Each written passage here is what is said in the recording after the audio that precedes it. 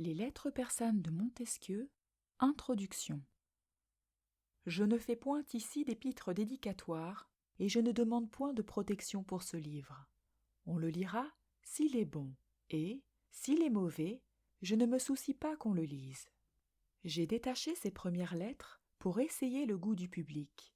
J'en ai un grand nombre d'autres dans mon portefeuille que je pourrais lui donner dans la suite. Mais c'est à condition que je ne serai pas connu, car, si l'on vient à savoir mon nom, dès ce moment je me tais. Je connais une femme qui marche assez bien, mais qui boite dès qu'on la regarde.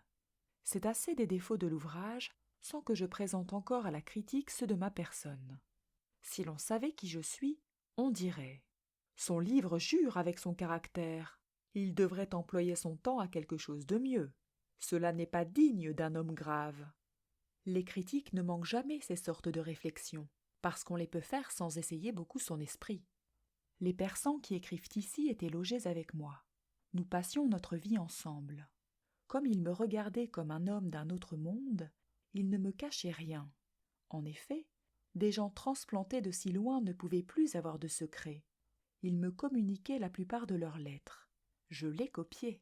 J'en surpris même quelques-unes dont ils se seraient bien gardés de me faire confidence, tant elles étaient mortifiantes pour la vanité et la jalousie persane.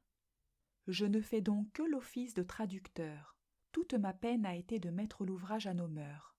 J'ai soulagé le lecteur du langage asiatique autant que je l'ai pu, et je l'ai sauvé d'une infinité d'expressions sublimes qui l'auraient ennuyé jusque dans les nus.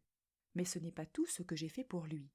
J'ai retranché les longs compliments, dont les orientaux ne sont pas moins prodigues que nous, et j'ai passé un nombre infini de ces minuties qui ont tant de peine à soutenir le grand jour et qui doivent toujours mourir entre deux amis. Si la plupart de ceux qui nous ont donné des recueils de lettres avaient fait de même, ils auraient vu leurs ouvrages s'évanouir.